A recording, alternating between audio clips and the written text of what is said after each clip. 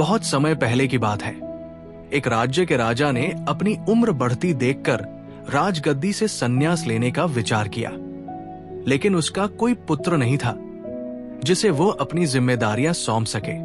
उसकी एक पुत्री थी और उसे उसका विवाह भी तय करना था।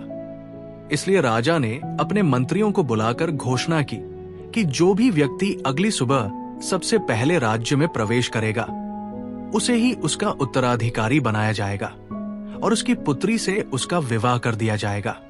अगली सुबह एक साधारण युवक फटे पुराने कपड़ों में राज्य में दाखिल हुआ।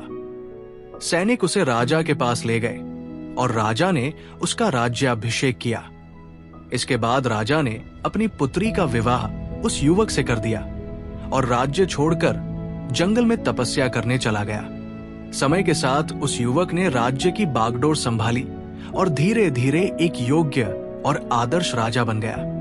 महल में एक छोटा सा कमरा था जिसकी चाबी राजा हमेशा अपने पास रखता था। सप्ताह में एक बार वो उस कमरे में जाता, कुछ देर अंदर रहता और फिर बाहर आकर उसे बंद कर देता। ये देखकर सेनापति और दरबारी बहुत हैरान हुए कि आखिर उस कमरे में क्या है। उन्हें ये अजीब लगा क्योंकि राज्य का खजाना, शस्त्रागार और महत्वपूर्ण दस्तावेज पहले से ही अन्य जिम्मेदार अधिकारियों के पास थे। फिर भी राजा हर हफ्ते इस छोटे से कमरे में अकेले जाते थे।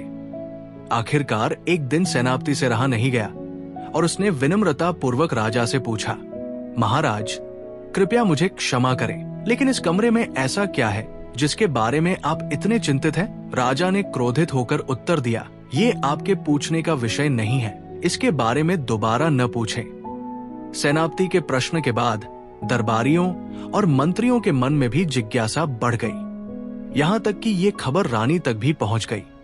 रानी ने जोर देकर कहा कि जब तक वो उस कमरे का रहस्य नहीं जान लेती तब तक उन्हें चैन नहीं मिलेगा।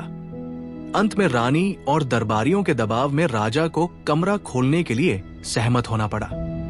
राजा दरबार के सभी सदस्यों और रानी के साथ उस कमरे में गए। जब दरवाजा खोला गया तो सभी ने देखा कि अंदर दीवार पर एक हुक पर केवल एक फटा हुआ पुराना कपड़ा लटका हुआ था।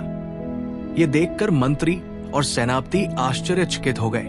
उन्होंने राजा से पूछा, महाराज, यहाँ तो कुछ भी नहीं है, फिर आप हर हफ्ते यहाँ क्यों आते हैं? राजा ने कपड़ा हाथ में लिया और भावुक होकर बोले, ये वही कपड़ा है जिसे मैंने पहली बार इस राज्य में आने पर पहना था। तब मेरे पास कुछ भी नहीं था, सिर्फ यही कपड़ा था। जब भी मुझे जरा भी अहंकार होता है तो मैं यहाँ आकर इस फटे कपड़े को देखता हूँ और अपने पुराने दिन याद कर लेता हूँ। इससे मेरा अभिमान समाप्त हो जाता है और मैं फिर से सेवक बन जाता हूँ और अपनी प्रजा की सेवा करने के लिए तैयार हो जाता हूँ। तो ये कहानी राजा की विनम्रता और सरलता के भाव को स्पष्ट रूप से दर्शाती है, जो सभी के लिए प्रेरणादायक है।